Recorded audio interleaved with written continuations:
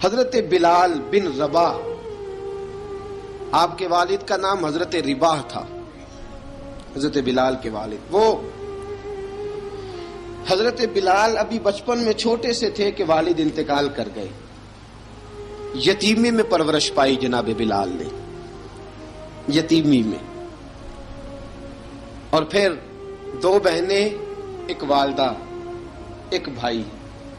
حضرت بلال حبشی کا یہ خاندان مکے میں بکتا بکاتا کسی طرح عبداللہ بن جدعان کے پاس پہنچ گیا۔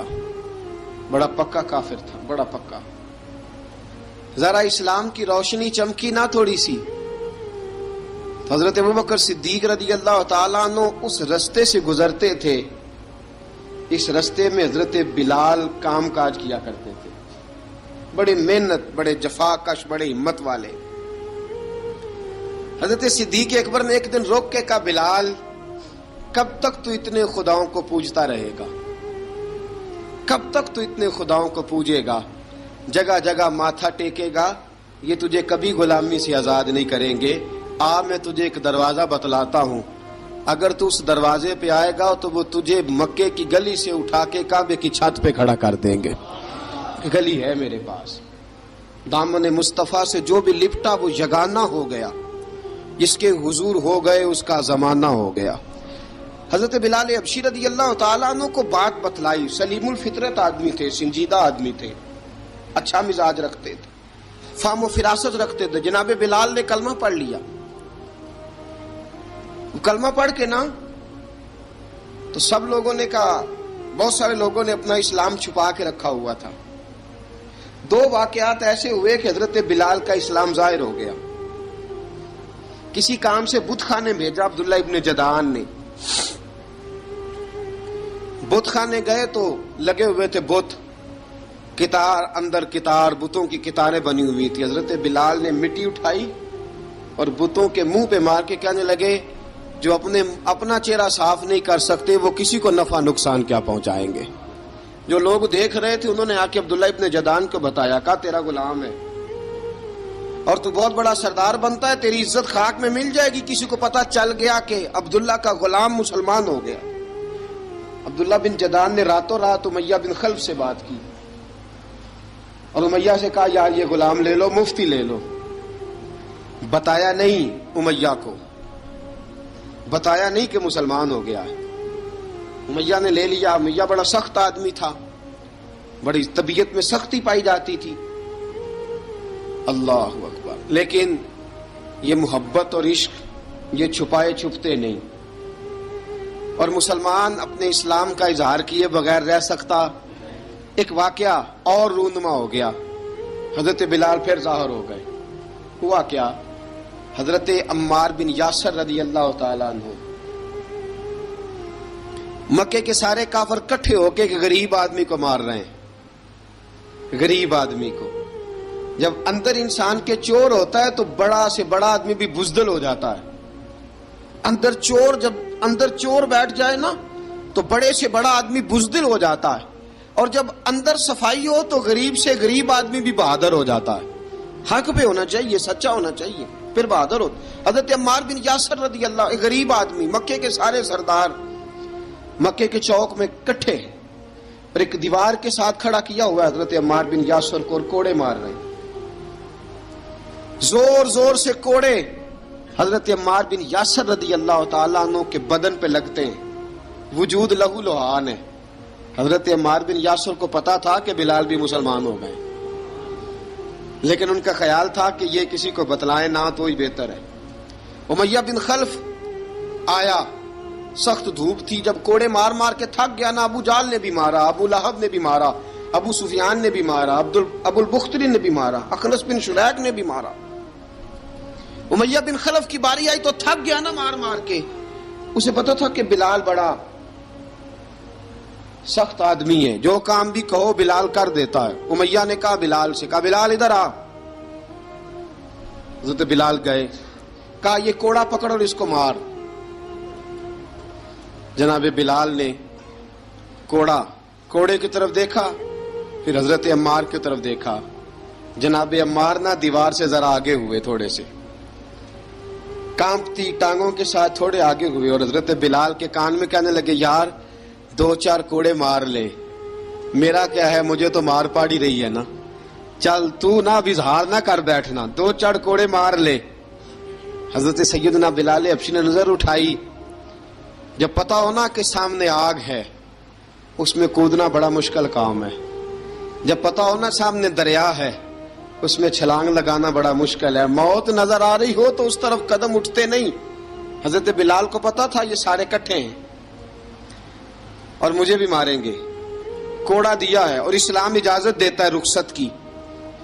आपकी गनपट्टी पे किसी शख्स ने पिस्टल रख दिया और उसने कहा कहो कि मैं काफिर हूं तो इजाजत है, कह दो, जान बचाओ। इस्लाम इजाजत देता है। लेकिन सैयदना बिलाल, हजरत बिलाल रदी अल्लाह ताला अन्हो, हजरत बिलाल हबशी रदी अल्लाह ताला अन्हो ने हजरत अम्मार बिन यासर ने कहा, यार तू 2-4 कोड़े मार ले लेकिन अपना आप बचा।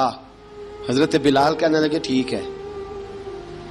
हजरत बिलाल कहते हैं ठीक है, मैं 2-4 कोड़े मार लेता हूं लेकिन अपना आप बचा लेता हूं। अब जल्दी से उमैया बिन खलफ चिल्लाया, कहने लगा तुझे कहा कोड़ा मार, पकड़ कोड़ा। हजरत बिलाल ने कोड़ा हाथ में लिया, एक दफा उमैया की तरफ देखा, फिर अबू जहल की तरफ देखा, फिर अबू लहब की तरफ देखा, सारे काफिरों पे नजर दौड़ाई और फिर अम्मार बिन यासर की तरफ देखा। कहा अम्मार तू मार खा सकता है तो मैं नहीं खा सकता। अम्मार तू, तेरे वजूद पे जख्म लग सकते हैं तो मेरे पे नहीं लग सकते। अम्मार जिस खुदा का तू कलमा पढ़ता है उसी का मैं पढ़ता हूं, और जिस जुल्फों का तू कैदी है मैं भी उसी मोहम्मद अरबी की जुल्फों का कैदी हूं। अब देख जरा मिल के मार खाने में क्या मजा है, जरा देखते हैं, जरा इकट्ठे होके जुल्म सहने में क्या लुत्फ आता है। हजरत सैयदना बिलाल हबशी ने जोर जोर से कोड़ा घुमाया, ऐलान बगावत होने लगा है।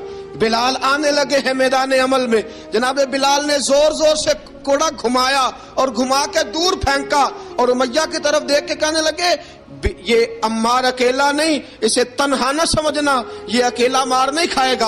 अशहदु अल्ला इलाहा इल्लल्लाहु व अशहदु अन्ना मुहम्मदन अब्दुहु व रसूलुहु। फरमाया तैयारी करके निकलो, अब अम्मार अकेला मार नहीं खाया करेगा, जब अम्मार मार खाएगा तो इसके साथ हिस्सादारी करने बिलाल भी आया करेगा। हजरत बिलाल मैदान अमल में, अब काफिरों पे सन्नाटा छा गया। बिलाल तेरी जुर्रत, तेरी ये हिम्मत, तू इनकार करे, तेरा ये चारा, तेरे मुंह से ये लफ्ज निकले, इन्नल्लज़ीना क़ालू रब्बुनल्लाहु सुम्मा इस्तक़ामू ततनज़्ज़लु अलैहिमुल मलाइका अल्ला तख़ाफ़ू वला तहज़नू वअबशिरू बिल जन्नति अल्लती कुन्तुम तुअदून। रब फरमाता है तुम कहो मैंने अल्लाह को मान लिया, रब को मानकर फिर डट जाना। तुम्हारी दुनिया मदद करे न करे, अल्लाह तुम्हारी मदद के लिए फरिश्तों का नुज़ूल फरमा देगा। लोग मदद करे न करे, अल्लाह के फरिश्ते तुम्हारी मदद करेंगे। जनाब सैयदना बिलाल ने ऐलान कर दिया, मैं नहीं मारूंगा, इधर आ सितमगर हुनर आजमाए, तू तीर आजमा हम जिगर आजमाए। फरमाया कर लो तैयारी, आ जाओ। अब वो सारे ना, क्योंकि सबसे सख्त मशहूर था ना उमैया, अब सारे देखने लगे उमैया की तरफ। उमैया को अब उसे समझ नहीं आ रही मैं क्या करूं। बिलाल ने तो कभी ना की नहीं, तो जो कहते थे कर गुजरता था। ये अजीब मामला है। कहने लगा बिलाल तुझे पता है तू क्या कर रहा है, तूने जज्बात में आके ऐलान तो कर दिया, तुझे इसका पता है। जनाब बिलाल हबशी रज़ी अल्लाह ताला अन्हु फरमाने लगे, मुझे पता है तू मुझे मारेगा, मुझे पता है मुझे सजाएं देगा, मुझे सारा पता है, लेकिन अक्ल को तनकीद से फुर्सत नहीं, इश्क पर ईमान की बुनियाद रख। फरमाया मैंने अकल के घोड़े दौड़ाने छोड़ दिए हैं, बस कलमा जो पढ़ लिया, जब ऐलान जो कर लिया है, जब मोहब्बत जो की, तो अब उसमें किसी किस्म की मसलहत की इजाजत नहीं। इकबाल कहता है कि पुख्ता होती है अगर मसलहत अंदेश हो अक्ल, इश्क हो मसलहत अंदेश तो है खाम अभी और बेखतर कूद पड़ा आतिश नमरूद में इश्क। अकल थी महवे तमाशाए लबे बाम अभी। फरमाया अकल पुख्ता होती है अगर सोचा जाए, इश्क के मामले में सोचा जाए तो इश्क कमजोर होता है। وہاں سوچنے سمجھنے کی اجازت ہوتی نہیں. سوچنا سمجھنا تھا کلمہ پڑھنے سے پہلے، اب تو پڑھ لیا، اب سوچنے کا نہیں، اب عمل کرنے کا وقت ہے. اب جناب بلال پر سختی شروع ہوئی، مارنا شروع ہوئے. کس انداز میں مارا؟ لوہے کی سلاخیں پہنا کر عرب کی تپتی ہوئی ریت پہ لٹا دیا. جب لوہا گرم ہوتا، سلاخیں گرم ہوتی، وہ وجود کو لگتی. پہلے خاموش رہتے، پہلے علامہ ندوی نے لکھا پہلے چپ رہتے، پہلے احد احد نہیں کہتے تھے، پہلے احد احد نہیں کہتے. جب تکلیف بڑھ جاتی نا تو پھر زبان سے نکلتا احد احد احد. وہ وحدہ لا شریک ہے، وہ وحدہ لا شریک ہے. جب تکلیف بڑھتی پھر امیہ کیا کرتا؟ پھر امیہ حضرت بلال رضی اللہ تعالیٰ عنہ کے گلے میں رسی ڈالتا اور مکے کے اوباش لڑکوں کے ہاتھ میں دیتا. مکے کی گلیوں میں کبھی کسی پاگل کو آپ گزرتے دیکھو نا، لڑکے اسے چھیڑ رہے ہوں، آپ کو پتا ہے وہ پاگل ہے، اس نے زیادتی بھی کی ہے. لڑکے چھیڑتے ہوں تو بزرگ اور سیانے لوگ منع کرتے ہیں، کہتے ہیں بدتمیزوں نہ کرو، وہ تو بیچارہ دیوانہ ہے، وہ تو پاگل ہے. مکے کی گلیوں میں حضرت بلال جب گلے میں رسی ڈال کے، ذرا دوستوں خیال تو کرو، بٹن کھلا ہو تو ہم بازار میں جانا پسند نہیں کرتے، کپڑے تھوڑے میلے ہوں تو گلی میں نکلتے نہیں. بلال تو مہذب آدمی ہے، سنجیدہ آدمی ہے، یہ کیا ہو رہا؟ حضرت بلال کے گلے میں رسی ڈال کے نا، جب مکے کی گلیوں میں وہ نوجوان دوڑایا کرتے تھے، حضرت بلال رضی اللہ تعالیٰ عنہ کے قریب سے گزرتے تو گزرنے والے بھی عجیب بات کرتے.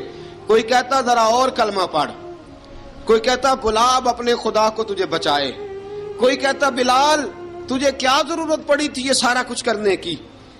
ایک آدمی آیا کہنے لگا بلال اگر تیرا رب سچا ہے، تیرے رسول سچے ہیں، پھر تجھے بچاتے کیوں نہیں؟ پھر تجھے بچاتے کیوں نہیں؟ جب تو اتنا مخلص مومن ہے اور اتنا تیرے اندر خلوص پایا جاتا ہے تو وہ آتے کیوں نہیں تیرے دفاع کے لیے؟ وہ تیرے لیے ڈھال کیوں نہیں بنتے؟ حضرت بلال حبشی کا جواب بڑا زبردست تھا.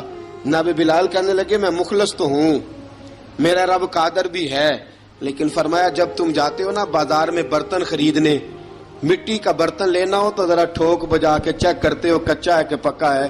فرمایا رب رسول بھی ذرا ٹھوک بجا رہے ہیں کچا ہے کہ پکا ہے. فرمایا میں دعا کرو میں امتحان میں پورا اتروں، دعا کرو میں امتحان میں پورا اتروں. وہ ذرا مجھے ٹھوک بجا کے چیک کر رہے ہیں، ٹھوک بجا کے. حضرت بلال حبشی مارا ستایا تینوں لب دیاں آپ گواچے، سانو اپنی خبر نہ کوئی، ساتھوں پارے ککھ گلیاں دے، سانو آخ دے لوگ شدائی، ننگ نموس دا ساڑ کے چولا، گل پہنے تاج گدائی، آزم اپنا آپ گوایا ہے تاں یار نے چاتی پائی. حضرت بلال حبشی اتنی مار اتنی تکلیفیں. اچھا حضرت صدیق اکبر گزرے. اچھا ایک بات اور لکھی ہے سیرت نگاروں نے، وہ کہتے ہیں کہ ایک تو تھا نا جب تکلیف ہوتی تھی تو احد احد کہتے تھے، ایک جب کوئی کافر نظر آتا تھا نا اس طرح بندہ چڑھاتا نہیں کسی کو، جب کوئی بے ایمان کافر نظر آتا حضرت بلال کو تو آپ فرماتے احد احد احد، اللہ ایک ہے، اللہ ایک ہے، اللہ ایک ہے، اللہ ایک ہے. جب کوئی نظر آتا اب وہ مارتا. پھر آہستہ آہستہ وظیفہ پاک گیا، پھر سارا دن احد احد چلتا رہتا، سارا دن احد احد چلتا رہتا. حضرت صدیق اکبر گزرے قریب سے، بڑی تکلیف ہوئی. جناب ابو بکر صدیق رضی اللہ تعالیٰ عنہ نے کہا بلال اونچی ذکر نہ کیا کر، آہستہ کر لیا کر، اونچی آواز میں مارتے جو ہیں تجھے تو اس طرح کر، ذرا ذکر دو ہے نا، ایک ذکر جلی ہے ایک ذکر خفی ہے، تو دل میں ذکر کر لیا کر، اونچا نہ کیا کر، مار سے تو بچ جا. تو بلال نے کہا ٹھیک ہے، آپ نے جو نسخہ دیا اس پہ عمل کروں گا. 2 دن حضرت بلال حبشی نے دل میں ذکر کیا، مار ہی نہیں پڑی، مار ہی نہیں پڑی. جفا جو عشق میں ہوتی ہے، اقبال کہتا ہے جفا جو عشق میں ہوتی ہے وہ جفا ہی نہیں، ستم نہ ہو تو محبت میں کچھ مزہ ہی نہیں. حضرت بلال کو مارنا نہ پڑی، 2 دن مار نہ کھائی تو تیسرے دن امیہ داخل ہوا تو کہنے لگے احد احد احد. اس نے پھر پکڑ لیا درہ، پھر اٹھایا کوڑا، پھر لگا مارنے. جناب حضرت بلال حبشی رضی اللہ تعالیٰ عنہ کو مار پڑ رہی ہے. جناب صدیق اکبر گزرے، کہا بلال تجھے منع کیا تھا، تو پھر شروع ہو گیا ہے. کہا حضور آہستہ ذکر کرنے میں مزہ ہی نہیں آتا، یہ مجھے مارتے نہیں، کسی کو کیا پتا چلے گا کہ بلال پہ سختیاں ہو رہی ہیں. حضرت بلال حبشی. اب سیدنا صدیق اکبر فرماتے ہیں کہ رسول پاک گزرے، بلال کو مار پڑ رہی تھی، میرے حبیب پاک کی آنکھوں میں آنسو آ گئے.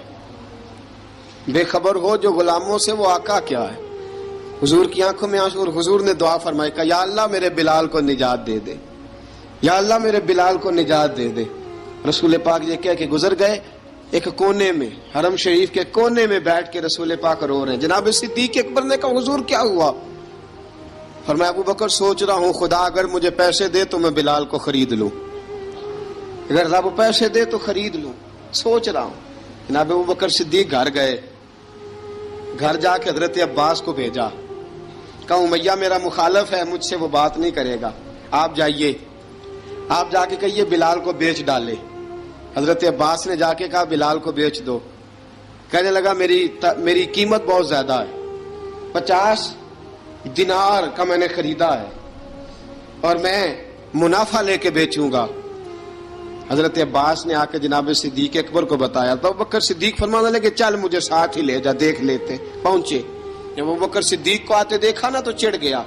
کہنے لگا ابو بکر اگر تو بلال کو خریدنا چاہے تو وہ جو تیرے پاس رومی غلام ہے وہ مجھے دینا پڑے گا، 2 لونڈیاں اس کے ساتھ دینی پڑیں گی، اور یہ 50 دینار کا ہے، میں تجھ سے 2000 دینار لوں گا. 50 دینار کا ہے، 2000 دینار لوں گا. حضرت صدیق اکبر رضی اللہ تعالیٰ عنہ نے فرمایا مجھے منظور ہے، مجھے منظور ہے، منظور ہے مجھے. تو ابو بکر صدیق نے وہ تینوں غیر مسلم غلام لیے، 2000 دینار لیے. حضرت عباس نے بھی کلمہ نہیں پڑھا تھا. کہنے لگے ابو بکر تو کامیاب تاجر ہے، کیا کرنے لگے ہو؟ تو حضرت ابو بکر صدیق کہنے لگے آپ نے بھی کلمہ نہیں پڑھا، آپ کو اس سودے کا پتہ نہیں، آپ ابھی اس لذت آشنائی سے واقف نہیں، آپ نے بھی یہ ذائقہ چکھا نہیں، آپ ابھی اس راہ سے گزرے نہیں، آپ کو پتہ نہیں یہ بھی ایک ذائقہ ہے، یہ بھی ایک سودا ہے، یہ بھی ایک لذت ہے، یہ بھی ایک گہرائی ہے، یہ بھی ایک مزہ ہے، اس کا بھی آپ کو علم نہیں، آپ نے کلمہ نہیں نہ پڑھا. محبت کو سمجھنا ہے تو نہ سے خود محبت کر، کنارے سے کبھی اندازہ طوفان نہیں ہوتا. فرمایا ابھی تو راہ گزر میں ہے، کہتے مقام سے گزر، ابھی ذرا آگے چلیں گے نا، جب آپ کلمہ پڑھیں گے تو آپ کو پتہ چلے گا. حضرت سیدنا بلال حبشی کو لینے کے لیے صدیق اکبر پہنچے، 2000 دینار، 3 غلام پڑھے لکھے سیانے سمجھدار. جب دیے نا تو امیہ کھل کھلا کے ہنسا. کہنے لگا ابو بکر بڑے گھاٹے کا سودا کیا تو نے، ابو بکر تو نے بڑے گھاٹے کا سودا کیا ہے. یہ پڑھا لکھا مجھے دے کے جا رہا ہے اور یہ ان پڑھ تو لے کے جا رہا ہے، یہ خوبصورت رومی غلام دے کے جا رہا ہے اور یہ حبشی کالے رنگ کا تو لے کے جا رہا ہے، اور 50 دینار کا غلام 2000 دینار میں تو لے کے جا رہا ہے. اتنے گھاٹے کا سودا، اتنی بڑی نادانی. حضرت جناب سیدنا صدیق اکبر رضی اللہ تعالیٰ کہنے لگے امیہ تو کافر ہے، لیکن تو نے ابھی بھی پیسے تھوڑے مانگے ہیں، تو نے بلال کا رنگ دیکھا ہے، میں نے مصطفیٰ کے عشق کا رنگ دیکھا ہے. فرمایا تو ابھی اس کے رنگ میں الجھا ہوا ہے اور میں جو اس کے باطن کا حسن ہے وہاں تک پہنچ گیا ہوں. حضرت سیدنا بلال حبشی رضی اللہ تعالیٰ عنہ ساتھ کھڑے. ابو بکر صدیق رضی اللہ تعالیٰ عنہ نے ارشاد فرمایا اگر میں یمن کا حکمران ہوتا، یمن کا بادشاہ ہوتا، اور تو مجھے کہتا کہ بلال میں تب دوں گا جب تو مجھے یمن کی حکمرانی دے گا. فرمایا میں تجھے یمن کی حکمرانی بھی دے دیتا لیکن بلال کو ضرور خرید کے لے جاتا. حضرت بلال حبشی.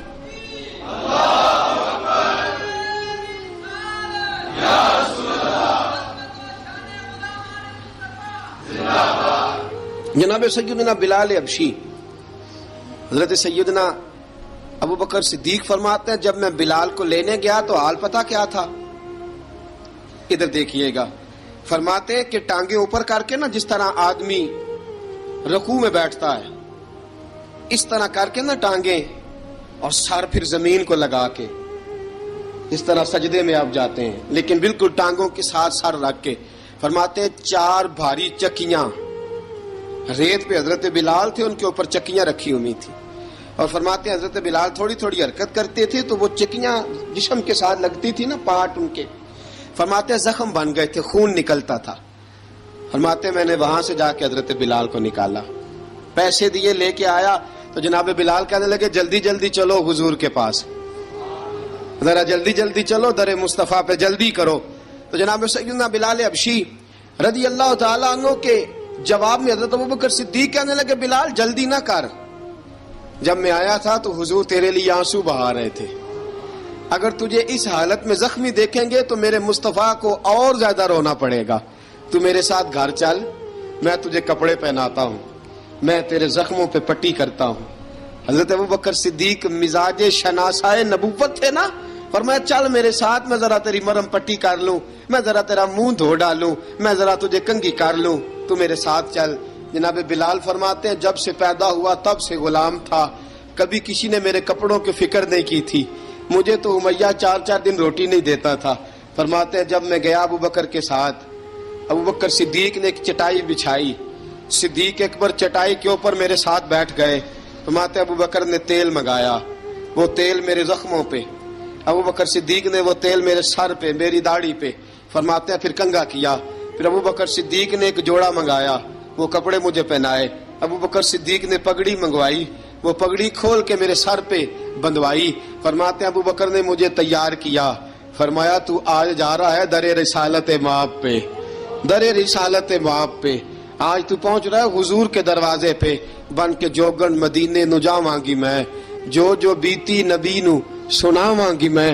حضرت جناب سیدنا، اور وہ کسی شاعر نے تو بڑی شاندار بات کی، اس نے کہا بڑی امید ہے سرکار قدموں میں بلائیں گے، کرم کی جب نظر ہوگی مدینے ہم بھی جائیں گے، اگر جانا مدینے میں ہوا ہم غم کے ماروں کا، مکینے گنبد خضرا کو حال دل سنائیں گے.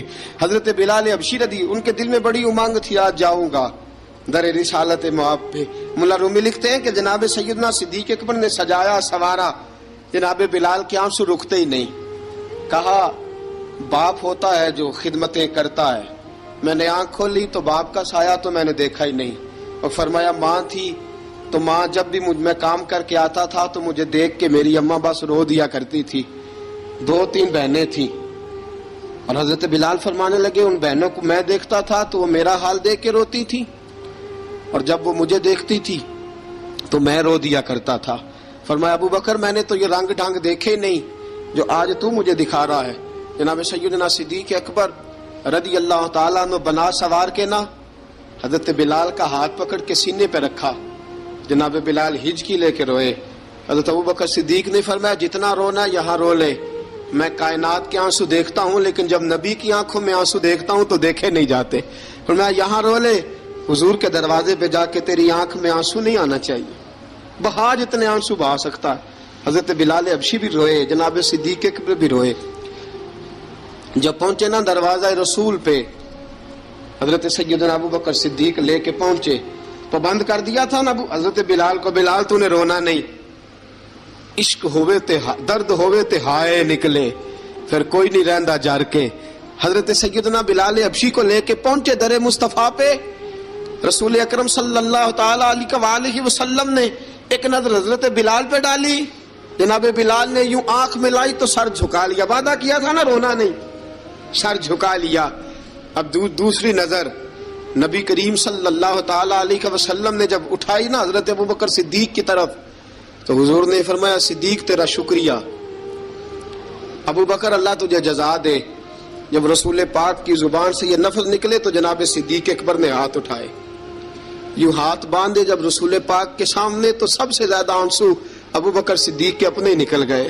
کہا یا رسول اللہ میں غریب بے نوا، تو امیر حرم، تو کجا من کجا.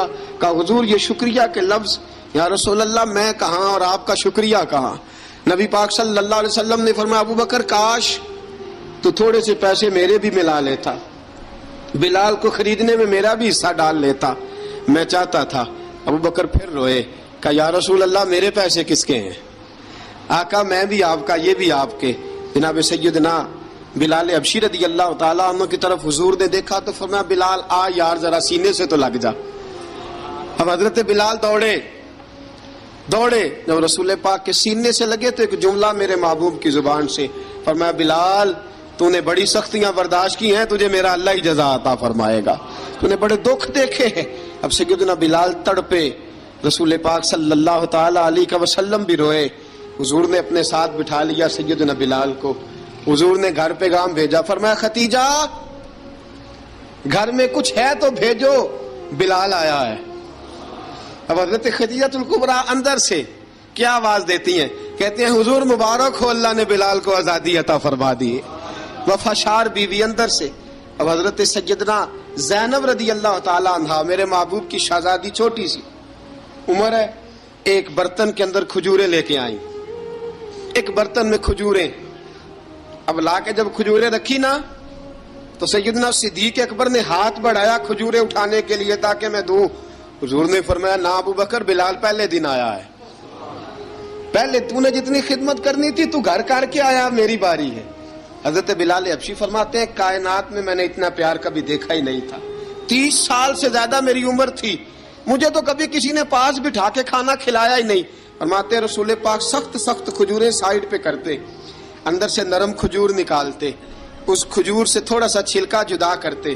فرماتے ہیں پھر اس کو توڑتے, اس کے اندر سے وہ گھٹلیاں اتار کے حضور ایک سائیڈ پہ کرتے.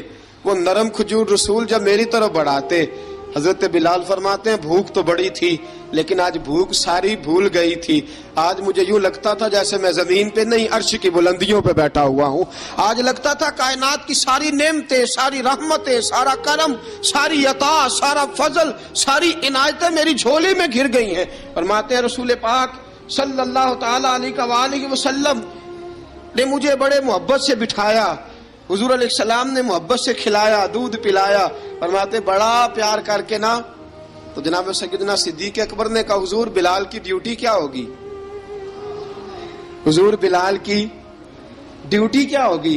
حضرت بلال کہنے لگے حضور میں فارغ رہنے کا تو عادی نہیں, میں تو جفا کش آدمی ہوں, محنت کرنے والا, ڈیوٹی کیا ہوگی. رسول پاک نے فرمایا بلال یہ میرا گھر ہے, آج کے بعد میرا نہیں یہ تیرا گھر ہے. فرمایا میں مصروف ہوتا ہوں تبلیغ کے کاموں میں, گھر کیا لانا ہے وہ تیری ذمہ داری ہے, کہاں سے لانا ہے وہ بھی تیری ذمہ داری ہے, پیسے کہاں سے آئیں گے میں تجھے بتلاؤں گا, کہاں لگانے ہیں تجھے ایک دفعہ بتاؤں گا, پھر تو لایا کرے گا, تو ہی لگایا کرے گا. فرمایا میرا پرسنل سیکٹری بن کے رہے گا, تو خاص مقام تجھے دیا جائے گا. حضرت سیدنا بلال حبشی رضی اللہ تعالی عنہ کو رسول اکرم صلی اللہ تعالی علیہ وسلم نے اس کام پر مقرر فرما دیا. اب دیکھیے حضرت بلال رضی اللہ تعالی عنہ جب در مصطفیٰ صلی اللہ تعالی علیہ وسلم پر پہنچ جاتے ہیں, اور پہنچنے کے بعد کیا مسئلہ ہے جی, کیوں نہیں چل رہا؟ درود پاک پڑھیے الصلاۃ والسلام علیک. کی گل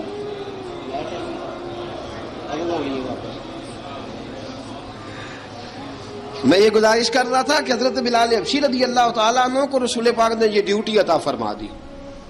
اب پتہ کیا ہوتا, حضرت پردے کی آیتیں تو ابھی آئے نہیں تھی. حضرت بلال رضی اللہ تعالیٰ عنہ رسول پاک کے ساتھ نکلتے تبلیغ کے لیے, کسی کام کے لیے, سودا صرف لاتے بازار سے. یہ مکے کے دنوں کی بات ہے, مکے کے دنوں کی. سودا صرف بازار سے لاتے. اب 4 بیٹیاں تھیں حضرت خدیجہ الکبریٰ کی, گھر کے کام کاج ہوتے تھے. جب ذرا فارغ ہوتے دروازے پہ دستک دیتے. حضرت خدیجہ فرماتی بلال تو آ گیا ہے. وہ دستک سے پہچانتی ہے کہ بلال کے دستک ہے. بلال آ گیا. کہا اماں جی میں سارے کام کاج باہر کے ختم کر آیا ہوں, گھر کا کوئی کام ہے تو ذرا مجھے بتاؤ. آپ فرماتی گھر کے کام ہے پر میں کر رہی ہوں. اب حضرت بلال گلنا شروع کرتے. یہ ہے محبت. آج اگر ہم کہیں خادم ہو بھی نہ تو بہانے ڈھونڈتے پھرتے ہیں فارغ ہونے کے. حضرت بلال فرماتے آپ نے چکی پیس لی ہے, گھر میں جھاڑو دے لیا ہے, بچوں کے لیے دودھ آ گیا ہے, بکریوں کا دودھ دھو لیا گیا ہے, ایک ایک کام پوچھتے. اب حضرت خدیجہ الکبریٰ فرماتی یہ بھی ہو گیا, یہ بھی ہو گیا, چکی رہ گئی ہے پیسنے والی. فرماتے ذرا دروازہ کھول دو میں پیس ڈالتا ہوں. حضرت بلال گھر کی چکی پیستے, گھر کے کام کاج کرتے. ایک دن نہ دار ارقم میں رسول پاک تھے تو باہر سے کچھ شورش ہوئی. حضرت بلال حبشی کہنے لگے حضور ایک نیزہ نہیں منگوا دیتے مجھے.